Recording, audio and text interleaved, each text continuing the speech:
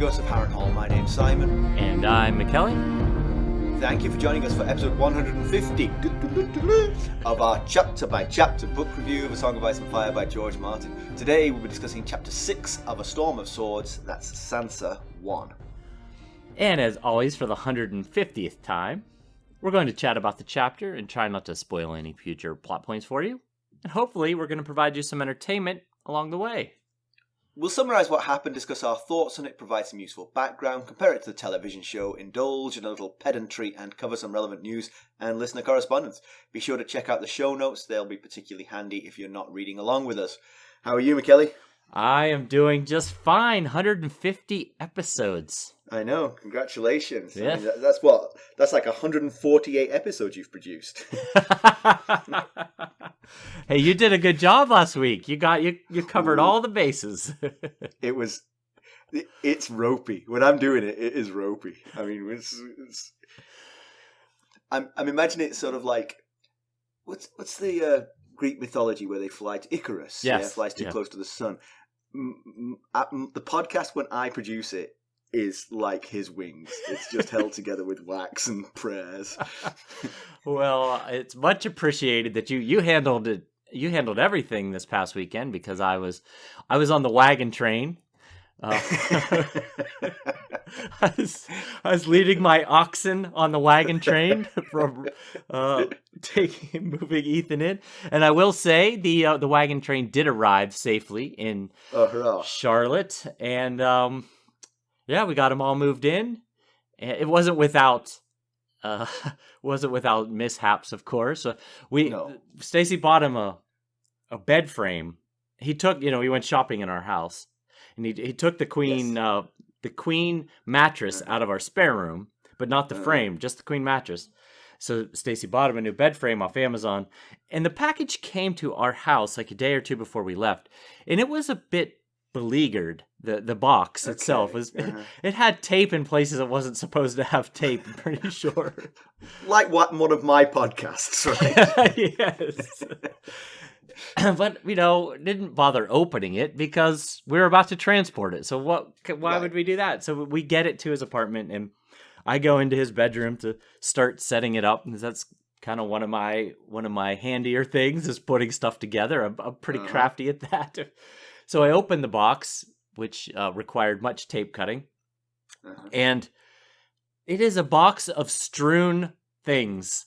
It wasn't, back in the day, our bed frames were like two side things and then two middle pieces that came across and they latched in. That was it. It took like 10 seconds to put together. But no, this is the kind that doesn't require a box spring. So it's got, first of all, it's got like 30 slats and slats going in all different directions and different size slats. And so there's no rhyme or reason. There's like little screws just randomly strewn about the box, and pieces going this way and that way. Some are in like the foam covers, and some are just not. And all that is disturbing and all. But the thing that made it worse is there was no instruction manual. Oh dear. So I'm staring at it with my hands on my head like, what am I going to do?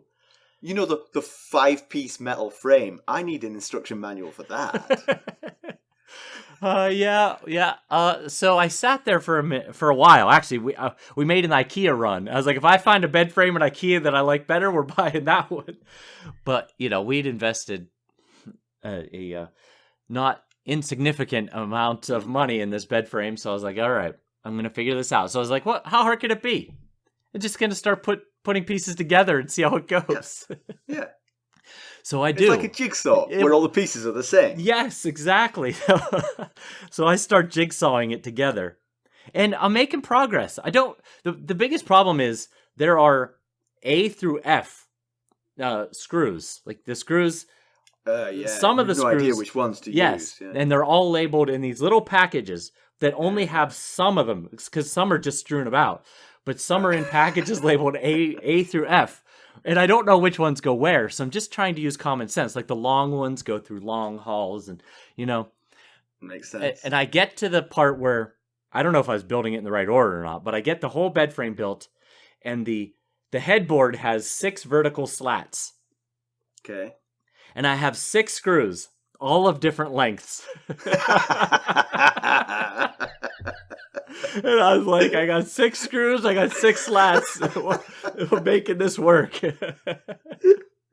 That's fantastic. So, yeah, either Ethan's bed was going to fall apart the minute he laid his little head down on it, or that thing never moving. It's actually screwed to the floor and the walls. Yes. So that was one mishap. And the other noteworthy mishap is it was right before we were getting ready to leave. We went to lunch at this place, like right across the street from his apartment is this little diner. I've been to Charlotte like 5 times and I've eaten at that diner 3 times. So Okay. apparently it's the place to go. And we're just sitting there. It's Ethan and Stacy's mother and I, and across the little alleyway, like across the booth on the other side there, just a few feet away, is another couple, probably in their early 60s or so, and they just randomly strike up a conversation with us. They seem like those kind of people that just wide open, kind of like me, just talking to anybody that'll listen. And so they just randomly strike up a conversation with us, and they're telling us that they were there for the Garth Brooks concert and yada yada, and their flight got canceled, so they had a day. And then their waitress comes over and looks at Stacy and Ethan and says, "You two resemble each other a lot. What's your relation?" And Stacy says, "Oh, I'm his mother." And the lady at the booth starts going crazy about, "What? Oh my gosh, we thought you were his sister. You don't look much older than a teenager," which, my beautiful, youthful wife, this happens to her regularly.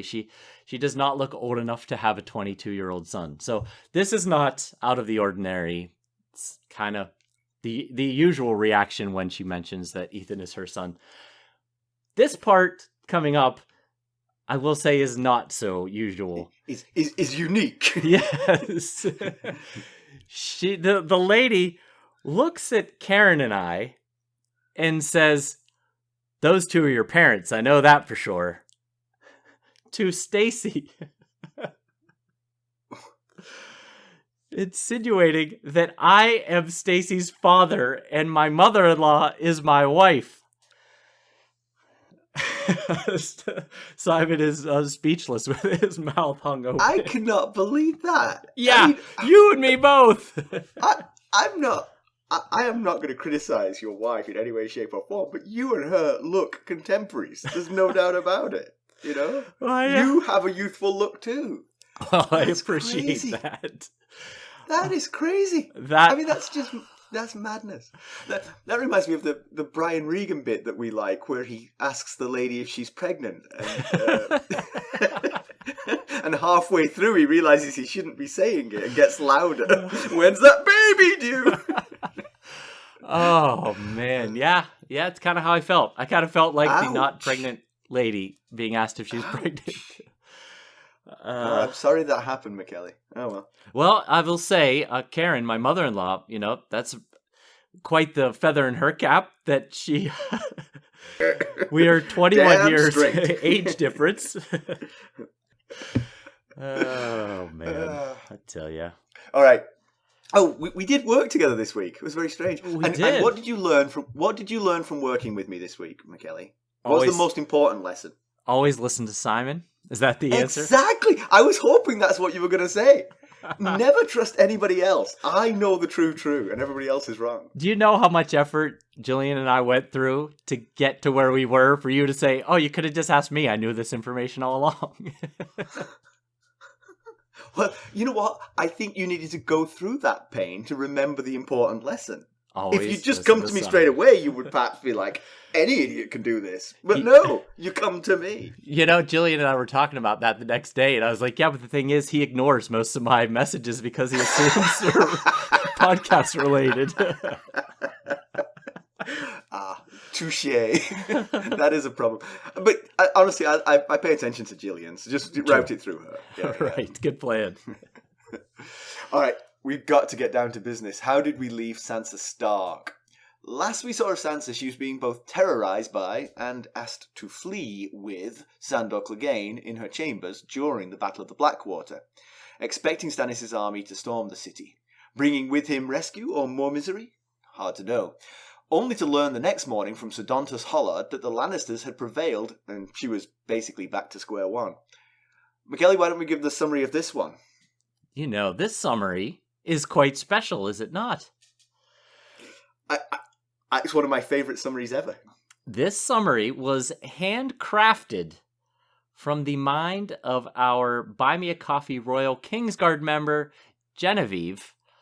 And she said, she added a comment that said, it was really fun and she really enjoyed this chapter. She thought the pace of the chapter was excellent and she can't wait to hear it read out. So, well, there we go. Very excited. Thank you very much for this, Genevieve. We're excited to read it. Absolutely. So here we go. Margaery Tyrell and gang has invited Sansa to dinner. Sansa's nervous. What could Margaery's intentions be? Now that Margaery is to be queen, what could she possibly want with Sansa? From her tower in Maegor's holdfast, Sansa remembers watching Margaery and her escort arrive at the castle, where King Joffrey very graciously met his queen-to-be at the King's Gate, and they entered the city to much fanfare. Sansa's annoyed. The small folk cheering on Joffrey's procession were the same people who tried to kill the royal procession during the riot of King's Landing, right after Myrcella Baratheon was seen off on her ship headed to Dorne via all of the known world. She remembers being pulled off her horse and would have died, or worse, if not for the hound. I like the fact that Genevieve is actually including jokes from the podcast in the summary. Sansa's perplexed. Why is Margaery Tyrell so beloved by the small folk? Probably because Mace Tyrell brought a lot of food with him from the Reach. Sansa wonders if Joffrey is behind the invitation. Is this some kind of plot to further humiliate her? She thinks that only her Florian, the fool Sir Dontas, can save her now, although until the night of Joffrey's wedding, he's not much use to her. Sansa flips back and forth on what Margaery's intentions are. Good? Bad? Good? All Sansa knows, which she learned from Cersei, is to never trust anyone. And yet, she can't refuse. How could she, as a hostage? She wishes the Hound were here to take her away. But eventually, Sansa accepts the dinner invitation. The night of the dinner, Ser Loras Tyrell arrives to escort Sansa to Margaery. On the way to the dinner, Ser Loras tells Sansa that Lady Olenna, the matriarch of the family, will be there too. Sansa can hardly think, talk, and walk at the same time in the presence of the dashing Ser Loras. She calls Lady Olenna the Queen of Thorns, and Ser Loras tells her not to say that to Lady Olenna's face. They pass Sir Balon Swan on the way out of Maegor's holdfast, and she does not think him to be half as cute as Ser Loras. In the practice yard, Sansa sees several knights and men practicing with swords and shields. She sees a Redwyne twin fighting Sir Talad, Sir Kenos of Casey with Sir Osney Kettleblack, and Sir Osfred Kettleblack with Morris Slint. Sir Garland Tyrell is fighting 3 men at once. Sansa tells Ser Loras that he is a great rider, having seen him ride in the hand's tourney against the mountain, along with several other men. She tells him that he gave her a red rose when he gave all the other ladies white roses. He does not remember. She is crushed. Sansa tries to tell him that he gave her the red rose after he unhorsed Sir Robar Royce. Loras then says that he had to kill that man at Storm's End when King Renly died. He's sad now and stops talking to Sansa. They walk to dinner in silence. They arrive at the Maidenvault where Lord Mace Tyrell's entourage are housed. They're guarded by Eric with an E and Eric with an A, also known as Left and Right to Olenna Tyrell. Margaery greets Sansa pleasantly. She's visibly happy that Sansa is here. Margaery introduces Sansa to all the women at the dinner table. Now, Genevieve had them listed here, but we'll go through them in the discussion here after the summary. Yeah. Lady Olenna is tiny but fierce. She brings up Sansa's grandparents, Lord Rickard Stark, dead, and Lord Hoster Tully, dying. Olenna doesn't think King Renly was that great, and that Stannis had the better claim. She explains that the Tyrells got to their station because of ambition. Lord Mace Tyrell, a.k.a. Lord Pufffish, as Olenna dubs him, wants a grandson on the Iron Throne. Dinner starts and the Tyrells' favourite fool, Butterbumps, is summoned as entertainment. Can I mention, just in passing on that last sentence, that the first read-through, I read fool as food. So it said dinner starts and the Tyrells' favourite food, Butterbumps. I was like, what the heck is Butterbumps? I read this chapter, I don't remember them eating Butterbumps. Sounds pretty good, though. The food is brought out, Lady Olenna orders cheese, and then drops the bomb on Sansa. Tell me the truth about Joffrey. Sansa freezes. She's afraid and doesn't know what to say. Lady Olenna presses, but gets the hint that Sansa's terrified. She tells Butterbumps to sing The Bear and the Maiden Fair as loudly as he can. The walls have ears, and the loud singing can drown out their voices. Sansa reveals that Joffrey is, in fact, a monster. She immediately regrets it after seeing Lady Olenna and Margaery's reaction. She pleads with them to still go through with the wedding. Thankfully, nothing will change Lord Tyrell's mind. The wedding will go ahead. The ladies thank Sansa for her honesty. Thankfully for Sansa, anyway. Yeah. Margaery asks if Sansa would like to visit Highgarden. The ladies intend for her to wed a Tyrell lad. A very excited Sansa thinks it's Loras they intend to wed her to. However, Lady Olenna sets her straight. It's Willis Tyrell, the heir to Highgarden. He's disabled, courtesy of Oberyn Martell, and near twice her age.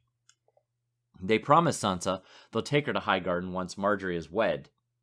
The song stops, the cheese arrives, and the conversation dies. Yeah, so, great work, Genevieve. Thank you so much. It's nice to have a week off having to do that. Yes, absolutely. It was really good. It barely needed any editing from us, so thank you. Yes, and she said it was a lot of fun, which was the whole point when we came up with this idea to offer this option, is get involved with the show. You know, she really she said she really enjoyed it. So and the referencing the jokes is really, I mean, that's what we like to do. You know, right. Hark back to previous jokes.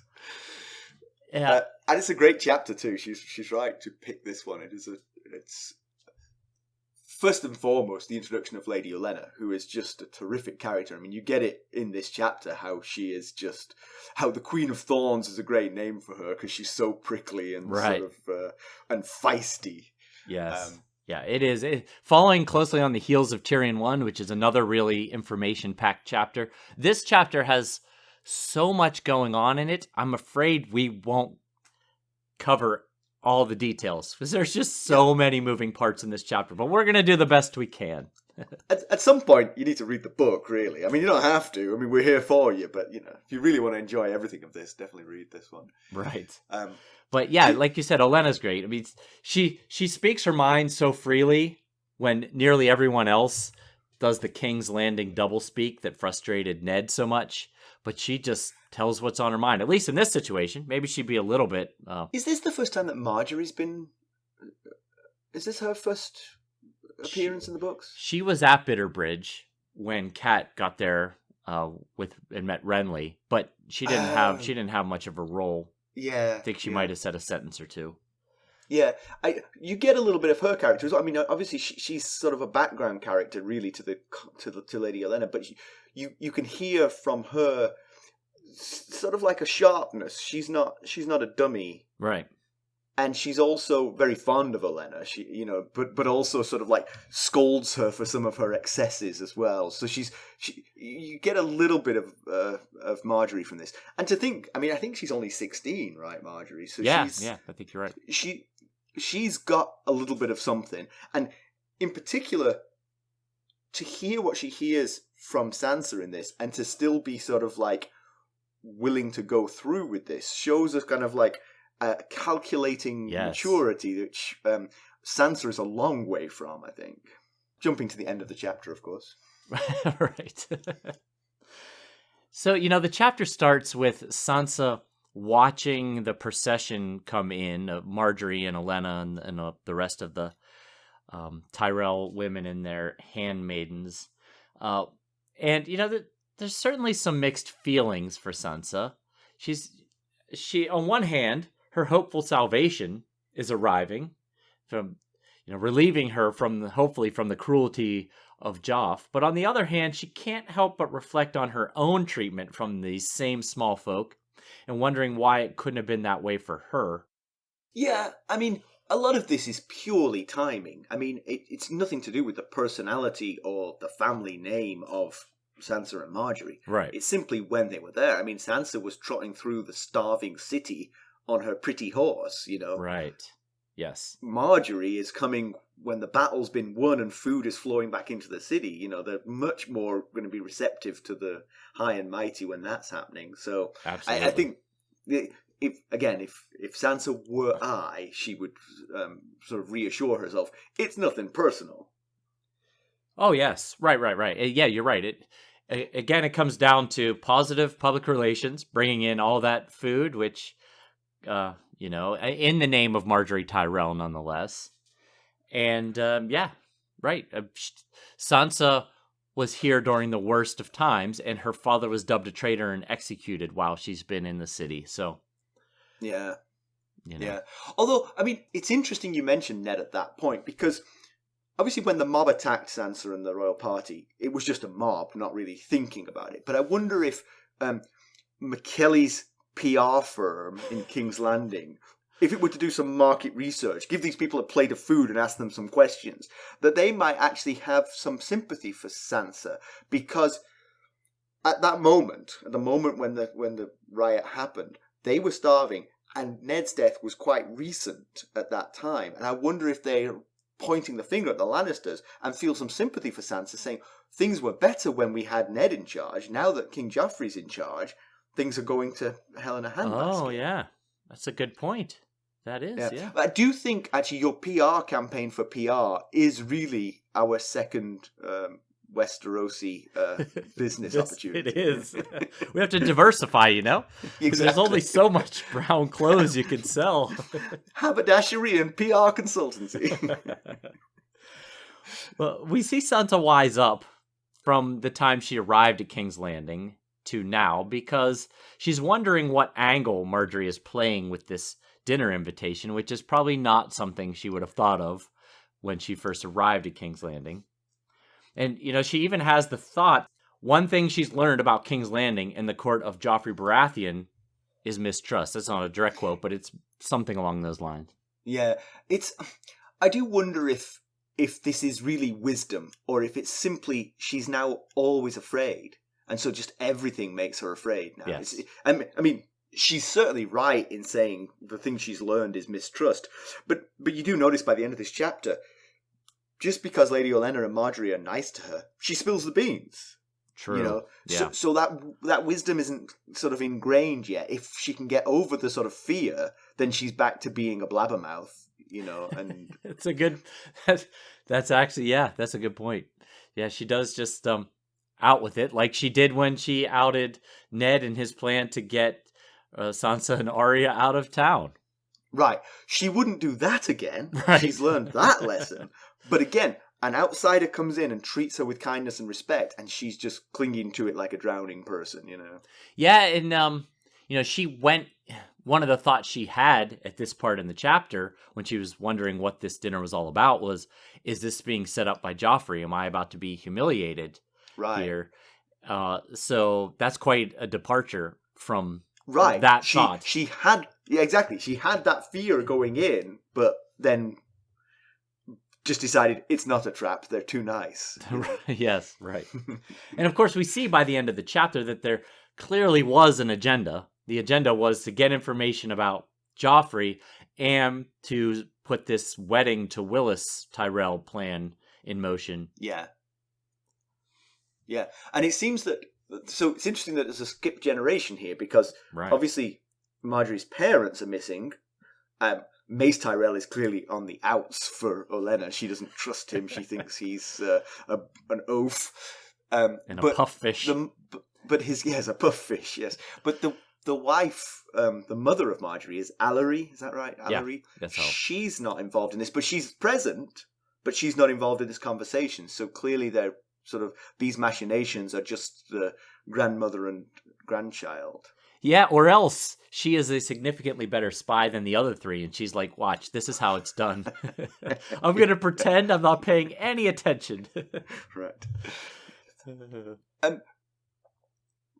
one thing that's just that conversation just triggered with me is what is the end game here for Olenna and Margaery? Because I mean, they were going to get one of two answers from Sansa. One was he's a monster. The other one was, you know what, he's all right. He's not so bad. He's kind of misunderstood.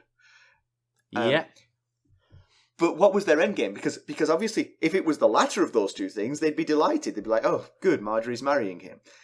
Given that it was the former, that's the worst possible news. It's like, this poor child is going to marry this monster, but they have no plan to change the plan. They're just going with it. So, I mean, is it just sort of forewarned is forearmed? I mean... Right, yes. They may not realize how much of a monster he is. Yeah, you know, they handled that pretty well, didn't they? They were like, well, that's disappointing, but no worries, it's going to go on anyway. So, yeah, and then, you know, Olenna, I did have discussion notes for this way later in the chapter, but we might as well get to it now while we're talking about it.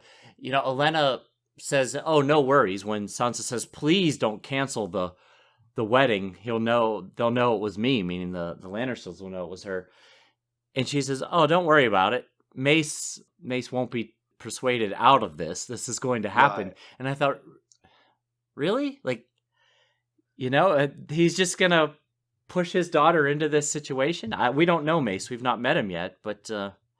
Right, but Genevieve made the point in the chapter summary.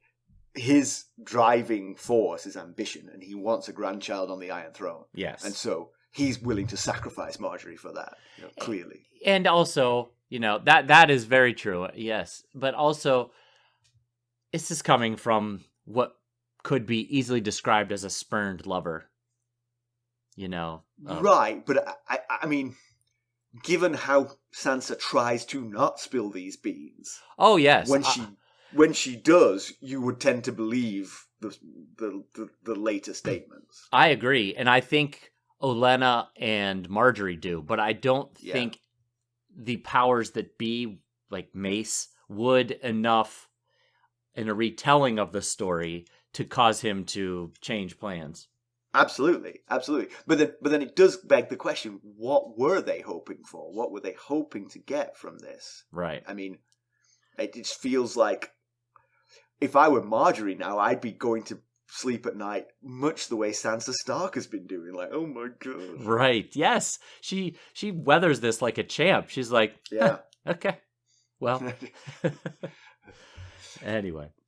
So Sansa thinks about her last meeting with the Hound and how rumors now going around King's Landing that he turned craven. She knows, I mean, what does craven mean? Afraid and running away? Yeah, he did. But she actually knows what the source of it is. The burned face and the fear of fire and the fact that the whole battlefield was on fire. So she's at least a little bit understanding of his actions. Yeah. I will say, though, that's a tough limitation for a warrior of this era. Because fire is pretty common in battles at the time. So, you know, he's not all that useful in a battle. I'm the greatest soldier in the land, but I am deathly afraid of horses. I ride on an ostrich into battle. She actually wishes that the Hound were here. That's a thought that goes through her head. I wish the Hound were here. And she's been second guessing not taking him up on the offer of going with him when he fled the city. For me, that second guessing would have started the next morning when Sir Dontus, the fool, came in and celebrated the fact she was still a Lannister captive. Yes, that's true. That's true. She does keep she's kept his white cloak. The Hound's, not Dontus's. She's kept the Hound's white cloak. And again, you know, it just goes to that complex relationship between them. At times, he has been her top protector in King's Landing, but on the other hand, he's said awful things to her. Back when they met on that rooftop, at the tower rooftop, and he was watching the fires out in the distance, and he said some terrible things to her about Ned lying about not liking killing, and about Ned's body doing a dance after his head was severed, and he puts his sword to Sansa's neck and mentions that he enjoys killing women and children, and you know, so is very complicated, their relationship. Oh yeah. So on the walk to dinner, she walks with Ser Loras, and of course she is like heart in mouth walking with Ser Loras. And I actually think George Martin does a really good job of sort of like her internal thoughts as she tries to come up with topics of conversation to engage Ser Loras. Oh my, and yes. Yeah, I mean, I'm like a 12-year-old girl when I'm in a conversation with people. I'm often doing that same thing, especially people I like and admire, Yeah. So he unfortunately has no memory of giving her the red rose at the tourney of the Hands tourney, which is that is a Valyrian steel dagger for Sansa, because for her it was kind of like the defining moment of her life to get that red rose from Ser Loras. But yep. A lot of things have passed under the bridge since then, so his memory of that might be somewhat hazy. But at the same time, it does sort of suggest that he was going through the motions. I mean, you give the red rose to the lady you find most attractive. If you don't find ladies attractive, it's perhaps less meaningful to you. Right. So. Yes. All that I completely agree with. Yeah. It would be kind of like in today's more modern world, being escorted somewhere by your like number one celebrity crush. Yeah. And trying to focus on having conversation with said person. But yeah, you're right. I mean, you could certainly understand why, even if he did find her the most beautiful woman in the world, a lot's happened to him. He might not recall, that from way back then. Yeah, well, since that time, I've killed the man that I unhorsed before I gave you that rose. And, Sansa mentions that he killed another member of Renly's Rainbow Guard, which was Emon Kai, or Cuyk Kai. So, Loras isn't so much that sweet summer night any longer. He's been in battle. He led the vanguard of his father's host in battle. He killed men, and Sansa notices there's a difference between him now and between him then. She thinks he's taller, but it could be that he's also more mature, more world weary. Okay, can I just jump in here? Right, so Loras is 17. Yeah, something like that. Yeah. The time gap is only a few months between these things. Yes, a lot of things have happened. I am in my 50s, and I don't know if anybody knows this, but I don't have the best memory. You know what? It might have come up a time or two. You probably don't recall. Yeah. So, I remember every beautiful woman I've ever talked to. Yes, I'm guilty of the same, probably. Yes. So Loras, I don't care what he's done. He's done more eventful things than I've done in my life in those few months, but it's only been a few months, and if he liked the ladies, then he would remember giving the red rose to Sansa Stark. Yes, you make a solid argument there. Yes, that's true. Now, I just remind everyone that he killed Robar and Aemon not in battle. He killed them when it was discovered, when he got to Renly's body, and those were two of the men that were guarding Renly.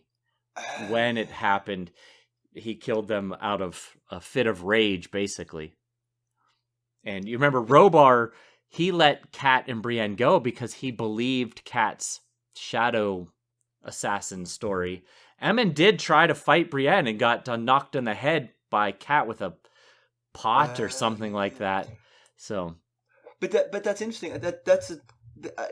I was thrown there a little bit because of the contrast with the TV show. That was at Storm's End, right? In the book, it was Storm's End, but I think it was Bitterbridge in the TV show. Although I don't think Bitterbridge was ever mentioned, but I think that they hadn't got to Storm's End at that when all that happened. No, it must have done because they met Stannis. I mean, all of that happened because they parlayed with Stannis. Maybe I'm just confused. Anyway, so they see Loras's brother, Sir Garland Tyrell, fighting three men. So that's... I gotta say, it's not a bad idea. I mean, Loras mentions that when you're in battle, it's rarely just one. It's rarely mano a mano. You've got to have eyes in the back of your head, Right. It's yes. a battle. So Yes. I understand the practicing with fighting three. Gotta say, you'd imagine you get quite a few bruises during that practice because it can't be easy. Oh, yes, that's quite the feat. Unless you're like General Grievous with the swords, Yeah. Yeah, it makes you wonder, why is it... So Loras freely admits to Sansa that his brother Sir Garland is better with the sword than Loras is, and Loras is better with the lance. Now, I do think that jousting is like the number one thing you're most famous for in tournaments. But, Garland doesn't seem to have the reputation that Loras has. Yeah. And it does feel like he could enter melees. If this is how he practices, he'd be quite good in the melee. But you're right. It does feel like the one who wins the jousting has a higher reputation than the one who wins the melee. Right. But we've seen two melees. We saw the one at Bitterbridge that ended with Ser Loras and Brienne being the final two combatants. There was either Garland didn't participate or he got knocked out earlier, and he didn't win the melee at the Hands Tourney. Thoros Amir did. Maybe he wasn't there. I don't recall whether Garland was there or not. Yeah, but I don't think he was ever mentioned. Yeah, so maybe he just doesn't like to participate in tourneys. I don't know. Yeah. So Genevieve, we did the only thing we edited from Genevieve's summary was the list of all of the ladies who were in attendance. They don't have a very active role in the book. I mean, basically the three of them, move aside and have this conversation without them. But they are so. Margaery's mother, Lady Allery, is Lord Tyrell's wife. She's the daughter of Lord Leighton Hightower. She's the third oldest child, second daughter. She's the older sister of Lyness Hightower, who is the lady who took Sir Jorah Mormont to perdition. Right, yes, exactly. Sir Jorah's former wife, I guess. Listeners, Mackelly is laughing because there was a lot of editing over Simon remembering things. I'm hoping, anyway. I'm hoping he doesn't keep it all in. It was quite funny. Then we have some cousins of Margaery's, Mega, Alla, and Eleanor, and they're all daughters of Tyrell men, cousins of Mace. So I guess they're maybe second cousins? I'm not sure. Yeah. Lady Janna, who is Lord Tyrell's sister and therefore presumably Lady Olenna's daughter. Right, yeah. And then Lady Leonette, who is a Fossaway, she's married to Sir Garland, the knight we were just talking about. A green apple Fossaway, right? Yes, exactly. Yes, good memory. Look at me. Septa Nysterica, who's got a great name. Yes, and then we have who's referred to as Lady Graceford, and she is pregnant, but I believe her first name is Alice Graceford. Yeah. And then Lady Alisanne Bulwer, who's 8 years old. Her connection is that her mother is Victoria Tyrell, who married a Bulwer.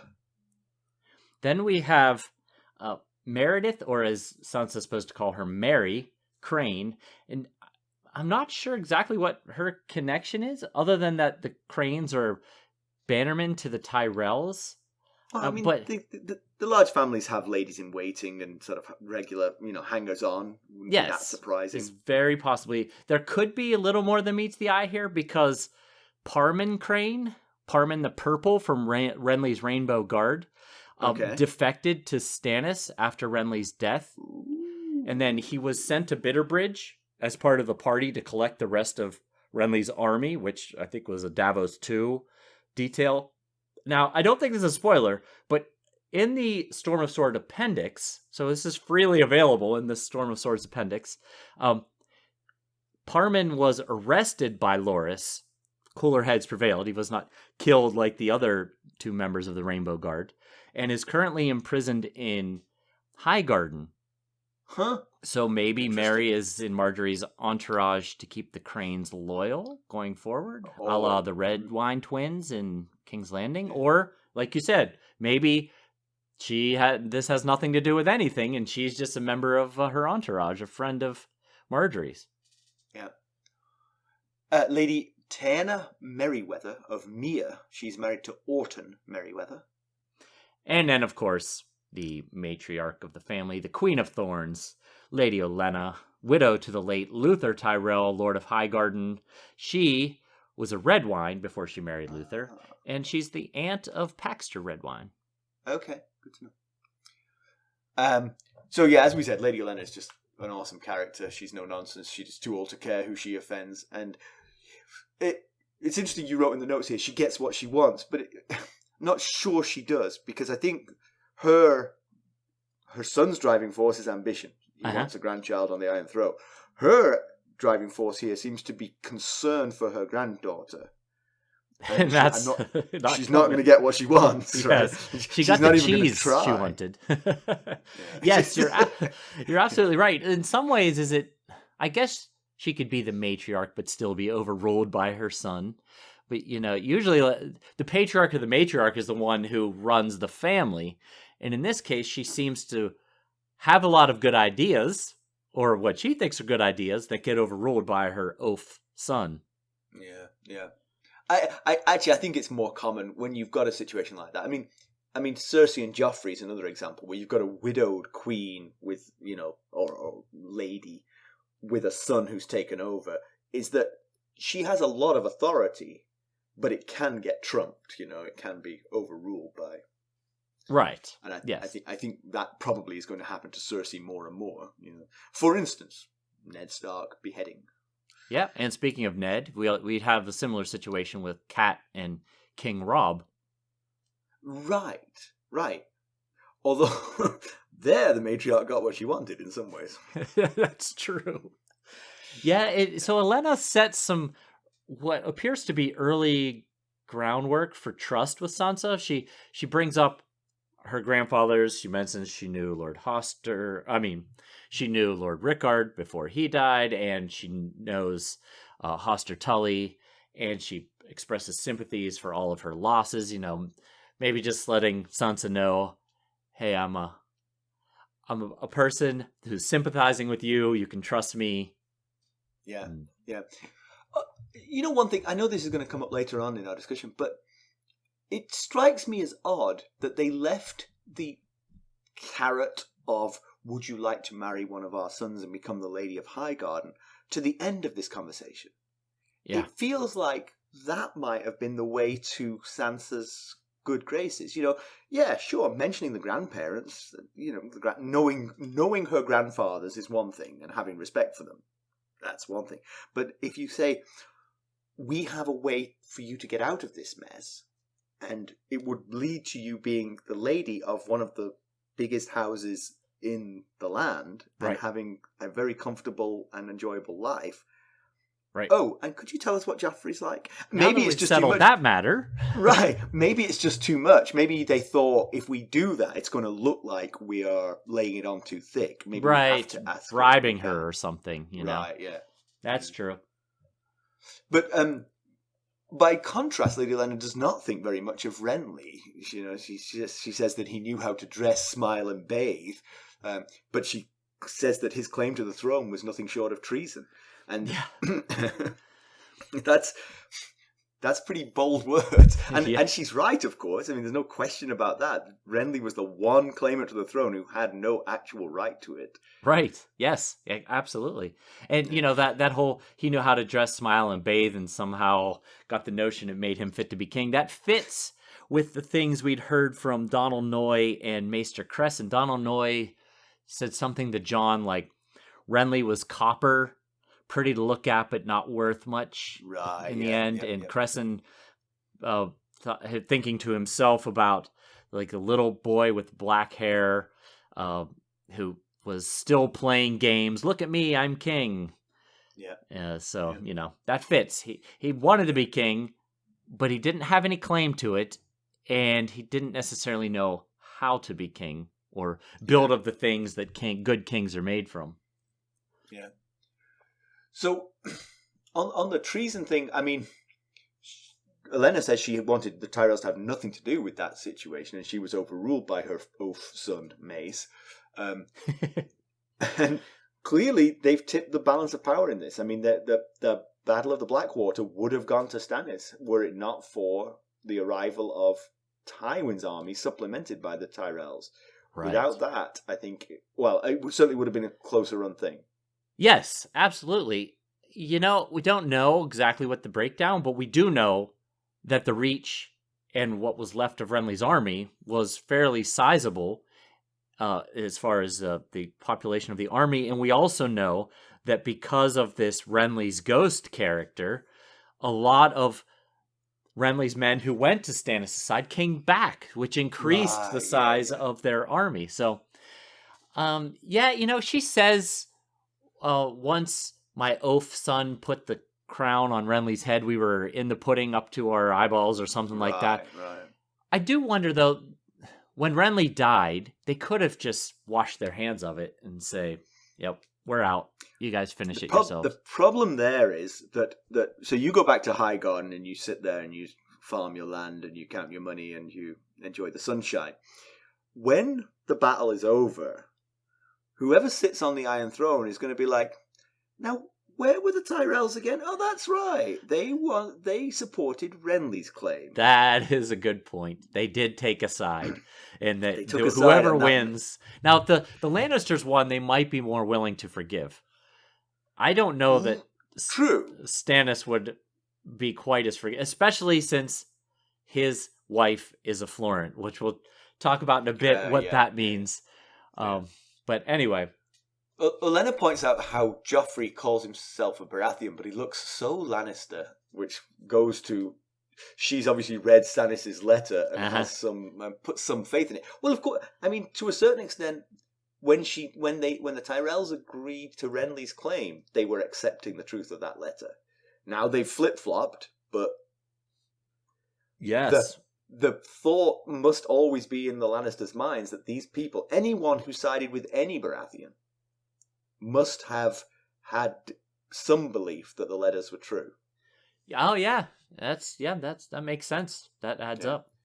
Anyone who was Renly and who came to Stannis could say, "We just didn't think you were going to cut it as king, Stannis. It's fine. We're sorry. And Stannis could turn a blind eye to that. But anyone who'd sided with either of the Baratheon boys believes or had believed that Joffrey Baratheon was not Robert Baratheon's son and was in fact Jaime Lannister's son, and that is hard to come back from. That is solid point. But you wonder, pulling all these pieces together, would she, Lady Olenna, have supported Stannis' claim to the throne above the others? Because she says Joffrey looks so Lannister, possibly meaning we believe this story that he is not Baratheon, and also says it was treason for Renly to claim the throne because he has an older brother, which makes you believe she might have backed Stannis had it not been for Mace over. Oh, of course, she says she would have backed nobody, but if she had to back someone, it sounds like she might have backed Stannis. Yeah, it definitely sounds that way. But then, of course, the interesting point came when Renly did die. They needed, like we just said, they couldn't just retreat to Highgarden because they were in it up to their eyeballs at this point.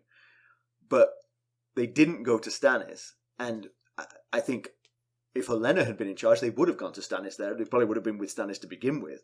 But Mace obviously went a different direction, and I wonder if that's purely out of fear of Stannis. Because Stannis had this reputation for being so unforgiving, and so to have sided against him and then to side with him, you might think this is never going to work because of Stannis' reputation for... Yeah, that could be. He did pardon a surprising amount of people. At least... He did, but that was contrary to expectation, right? Yes, I mean, right. So by which point the Tyrells had made their... this determination that they were going to switch sides completely. Yes, solid point. So as I just mentioned, I mentioned that Stannis' wife Selyse is a Florent, and that could have been problematic for the Tyrells. And actually, Olenna references a little bit. She mentions that even the Tyrells' claim to Highgarden is a bit spotty. And we've mentioned in the past that the Florents were once much higher nobility than the Tyrells. And the Florents, backed King Meryn IV Gardner against Aegon the Conqueror.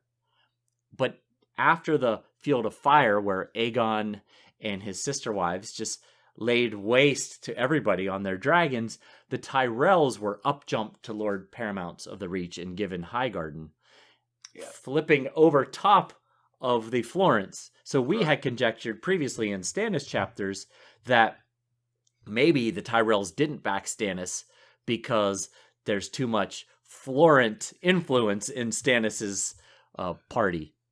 But the thing is, of course, you're really going all in, because if you side with Stannis and he wins the Iron Throne, then it'd be hard for him to then take Highgarden from you. True, yes. But if you side against him and he wins the Iron Throne, then it's going to be very easy for him to reinstate the Florents as Lord Paramounts of the Reach.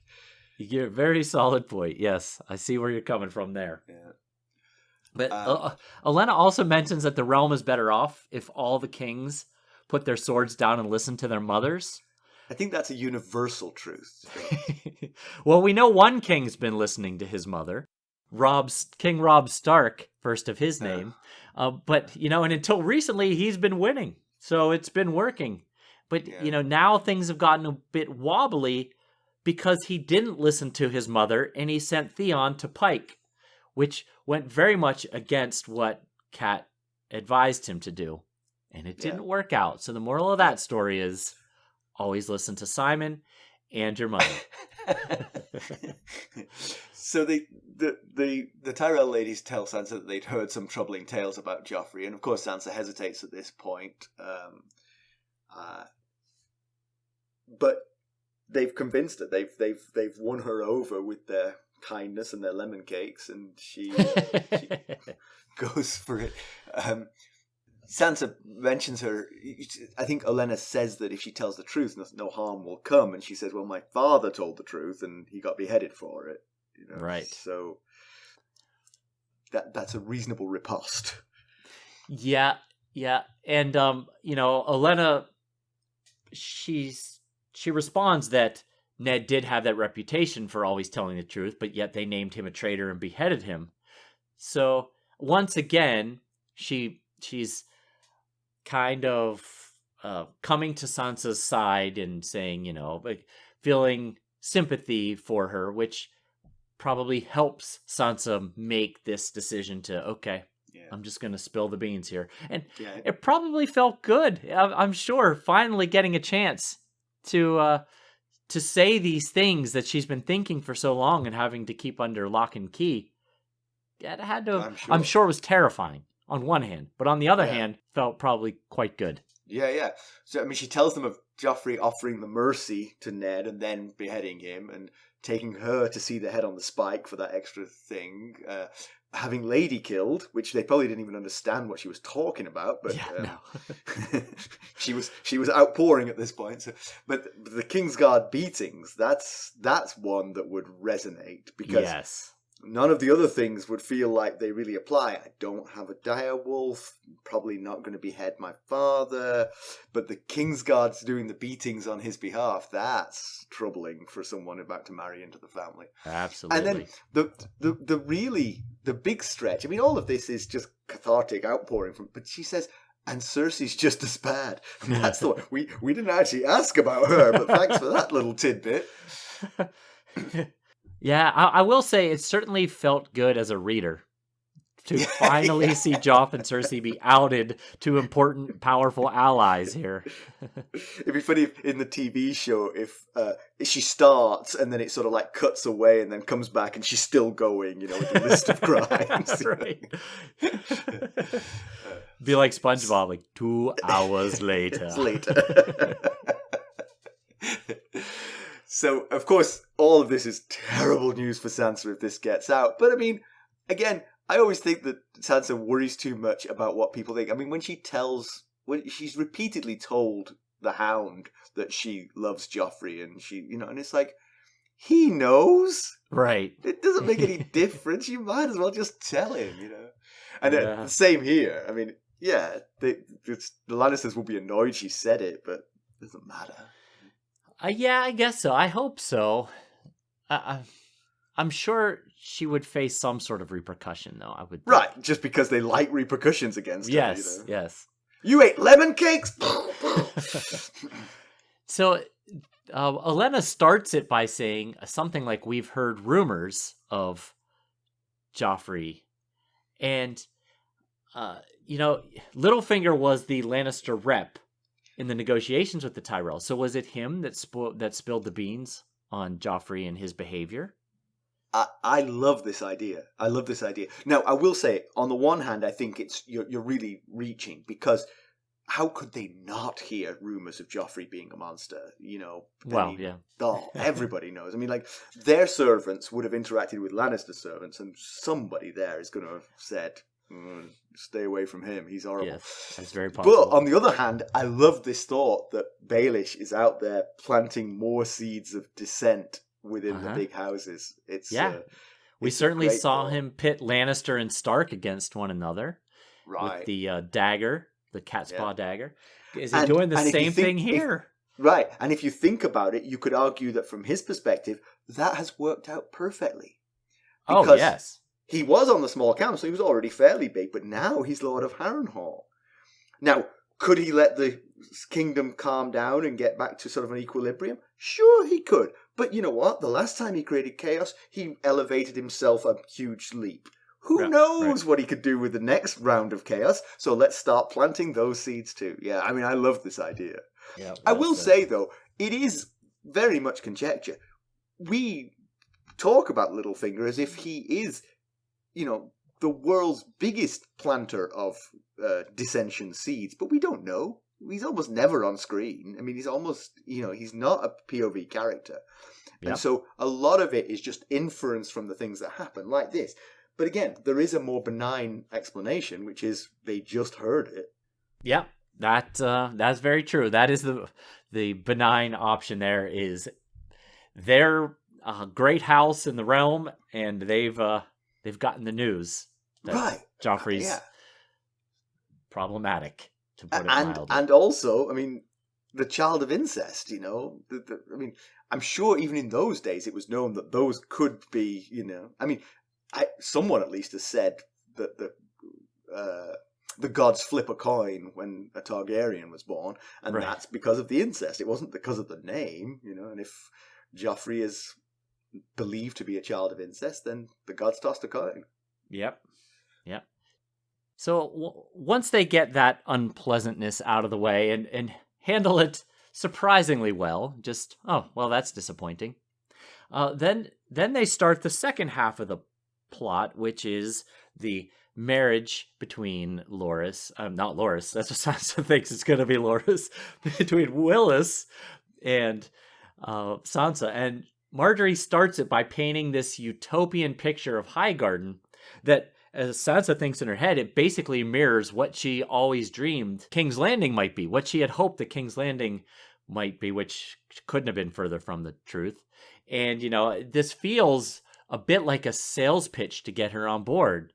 It wasn't that long ago that Margaery was a 12-year-old girl and probably knows the things that 12-year-old highborn girls, not including Arya, might think about, and just put it all out there, all the things. Yeah, but it doesn't seem that contradictory to what we've heard about Highgarden. It feels like it is a pleasant climate, beautiful scenery, nice place to live. So I don't think I think she's polishing the apple, but I don't think she's lying. Right, I agree. It would be quite a departure from her desire to get back home to Winterfell, but I don't know that we've actually seen or heard her thoughts that she knows Winterfell has fallen. Right. So we know that it has. She knows with the war that it's not going to be easy, and sort of like she's getting to an age where a girl would get married, a highborn girl would get married, and to land here, Highgarden, as Lady of Highgarden, would be a huge coup. Oh, absolutely. I mean, absolutely. If none of all this had happened, and the Tyrells wrote to the Starks and said, "Hey, do you want to marry your eldest daughter to our eldest son?" she probably would have been shipped off that day, you know? Yes. And that's what Ned told her when he said, "I'm sending you home," before she went and told Cersei what was happening, is he said, "I'll find you a better match." Yeah. And this might have been one of the matches that he would have been looking for, is me. And now he is a little bit older than her, which I'll get to in a second. But could she be falling for the shiny object trap again? It happened the first time. She was young and naive and fell in love with Joffrey before she finally got to know him because he was shiny and beautiful. Yeah, but they gave her the blunt truth about Willis, that he is, he's disabled. He has he fell from a horse, is it? Or a horse fell on him? I think a horse fell on him as a squire. Right. And somehow Oberyn Martell is involved. Right. That's all we get, is just that Oberyn Martell is involved, which does bring up a possible new point of contention, because Tyrion offered a spot on the small council to a Martell. So they assume it's going to be Doran Martell who arrives, but either way, that could there might be bad blood between the Tyrells and the Martells over this situation. Yeah. So, I mean, we don't know Willis. We don't know what he's like. I mean, it could be that the injury has made him bookish and thoughtful and kind-hearted. Right. Or it might have made him mean and angry.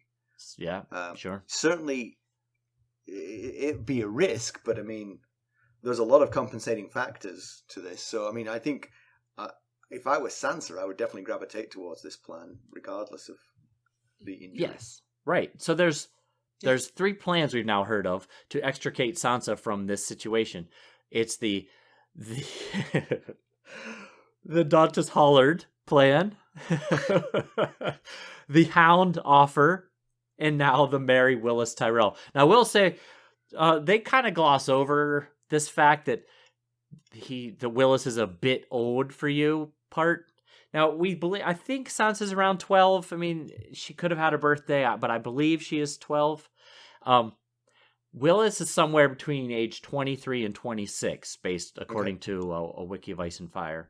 So, like twice her age. It's not great for a 12-year-old and a 23-year-old or 26, but he's not. It's not like Liza Arryn, and John Arryn, yes. Yeah. So,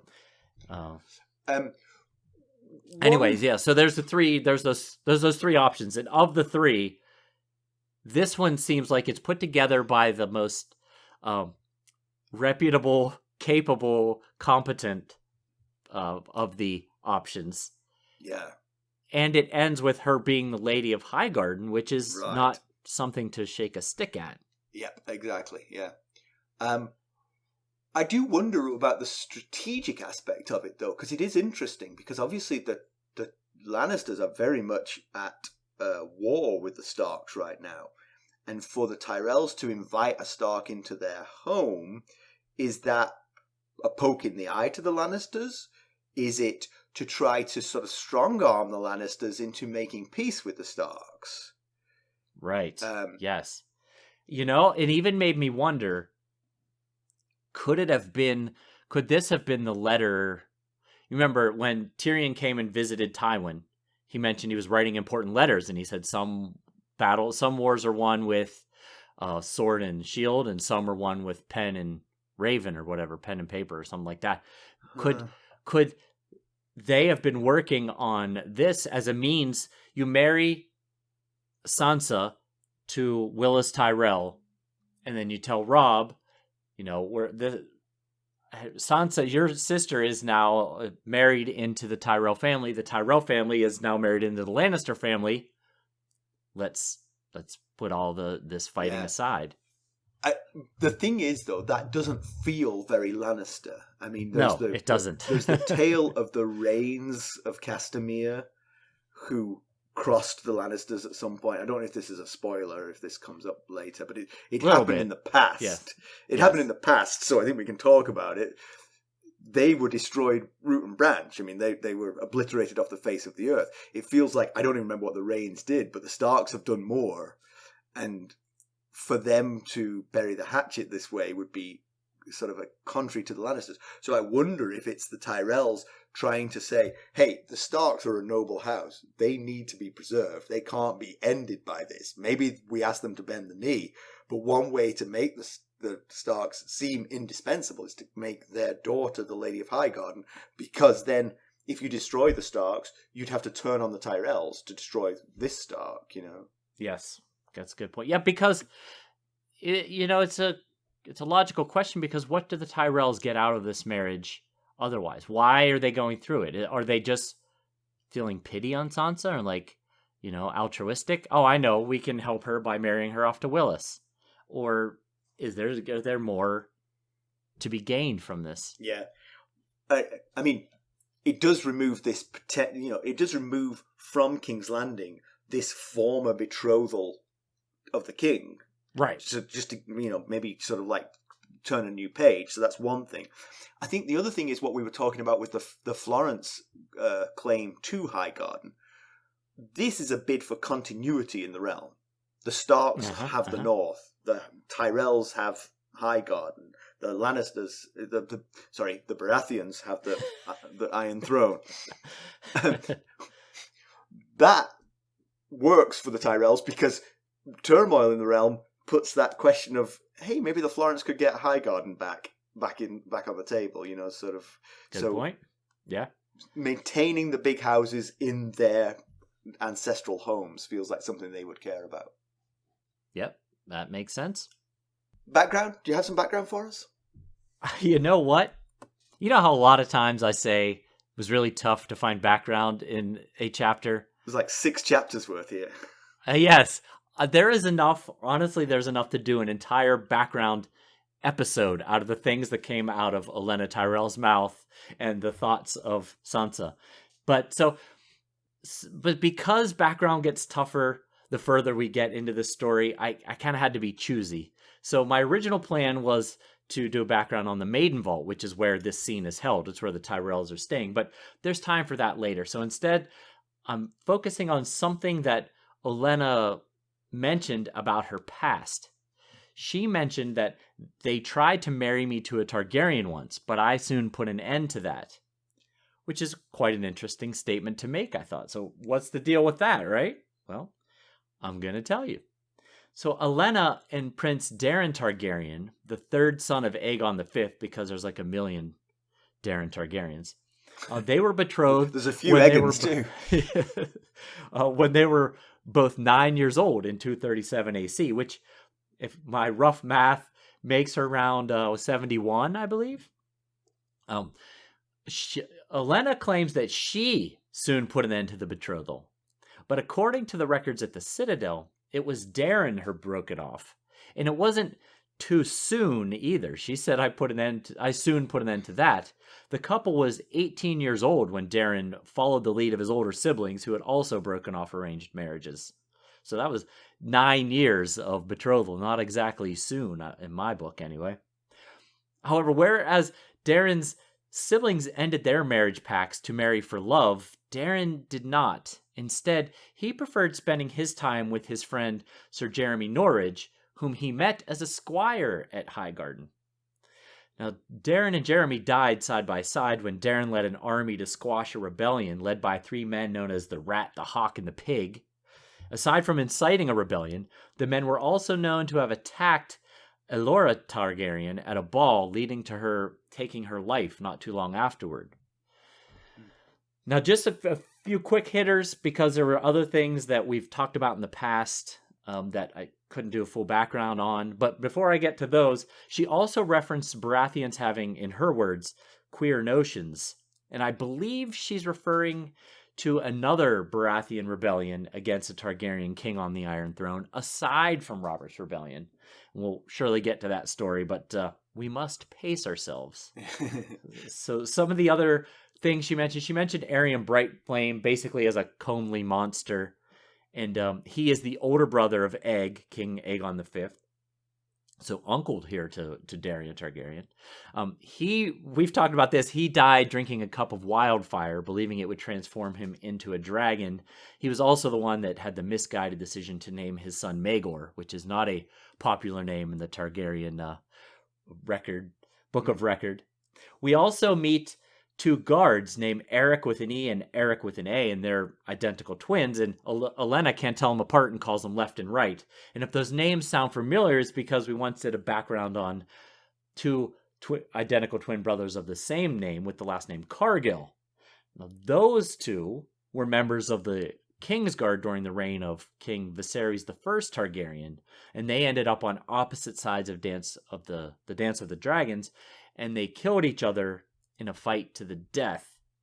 And then the last bit of background that I'll mention is Garth Greenhand gets a mention when Sansa says the Tyrells can trace their line all the way back to Garth Greenhand. He is a mythical high king from the Age of Heroes. Some think he was a contemporary of Bran the Builder. There's plenty to talk about with him, so we're not going to get into the details, but that's who she's referring to. All right, future background, good. Comparison with the television show, all of this is very much captured. Rather than receiving an invite to brood over, which was what Sansa does at the start of this chapter, the precursor on the TV show is a scene with Shay, who you'll recall in the TV is acting as her handmaiden, in which Shay asks Sansa to be very wary of Littlefinger. There'd been a previous scene with Sansa talking to Littlefinger, and to report any advances that he makes towards Sansa to Shay. Sansa is immediately suspicious, like, why is my handmaiden quizzing me about this sort of thing? But she asks why, and Shay says, because I will make him stop. So, you know. Oh. Okay. Loras arrived. Sansa's heart skips a beat. Shay gives her a look which goes along the lines of, this girl has got a lot to learn. Like, you know, Loras arrives, brain switches off. They walk to meet the rest of the Tyrells. Sansa is not quite so tongue-tied in the TV show. Loras doesn't immediately recall the favour at the Hands Tourney, but upon prompting, he does seem to recall it. Sansa's definitely a bit more relaxed in the show. The conversation with Olenna, played by Diana Rigg, who is absolutely masterful in this role, is just about verbatim. It's outdoors in the daytime, so that's one thing that's different. It's not dinner, it's sort of like a picnic in the daytime. Okay. So because of that, there's no need for butter bumps. They just send the prying ears away, and they're just very isolated, the three of them, so they can talk openly. The one omission is that there's no offer of a marriage for Sansa. This is all about Joffrey, this conversation. Oh. But Olenna's views of Mace Tyrell and Renly and all of this are very much laid out as they were in the book. All right, good stuff. I did read one interesting thing about Diana Rigg, actually, that she never watched the show. She didn't watch her own work. No, but well, when you're as successful as she is, you know. she loved it. Apparently, she loved the lines she got. She thought her character was fantastic, and she just loved doing it. But she didn't bother watching the show. Huh. Fascinating. Yeah. Pedantry Corner. Do you have anything? I do not. Is that your thing in there? Or is that a holdover? I think that's left over from last time. Yeah. No pedantry here. It was just too good to have pedantry. That's right. News and notes. News and notes. First thing I wanted to mention is I was listening to last week's episode and I noticed that I referred to Axel Florent as Stannis' Hand of the King. I meant to say Castellan of Dragonstone. My apologies for that. I can't catch them all, Mackelly. Another thing that I actually just read about this morning is the dagger. So there's a new House of the Dragon teaser out, and there's House of the Dragon news everywhere right now because we're getting very close to the launch of the show. And there's a dagger that Alicent Hightower has in her hand in one of the scenes. And it is indeed the same cat's paw dagger used in Bran's murder attempt.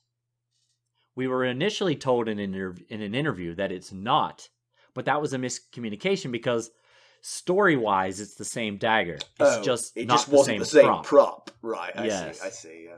So George Martin cancelled an appearance at the San Diego Comic-Con this week due to surging COVID-19 rates. Good. Thank you, George. Look after yourself. We want you here for the long haul. yes, and that's going on this week, I believe. This weekend it's happening. So by the time everyone hears this, it'll have been too late anyway. But I used to live in San Diego, and it was always a big deal when Comic-Con was on. I'm sure it was, yeah. Mm. Anyway, we've got our live video chat with our Royal Kingsguard members in our Lords Paramount coming up on Saturday, July 30th, which, if you're listening when this episode comes out, that's this weekend. So right. That'll be, did I say at noon, Eastern Daylight Time, the U.S. Canada now. Time? Okay, good. And once again, thank you to Genevieve for the great summary. And if any other members of the Lords Paramount or Royal King Guards want to join in the fun, reach out to us. Or you can join the Lord Paramount tier and take advantage of the opportunity to get involved in the show. Yes, we'd very much appreciate that, and we'd have a lot of fun. Let us draw a conclusion to this monster.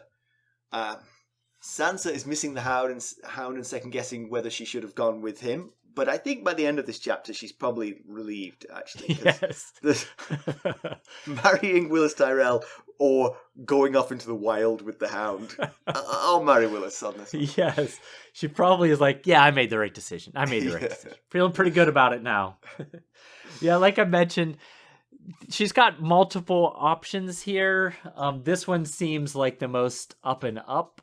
The Dantas option, that's... everybody gets drunk at a wedding, and Sedontus is way ahead of everybody already. So. But now she's off to a new betrothal, so yet again, no control over herself or who she's marrying. But, there's the downside, but there's also upsides. Yeah.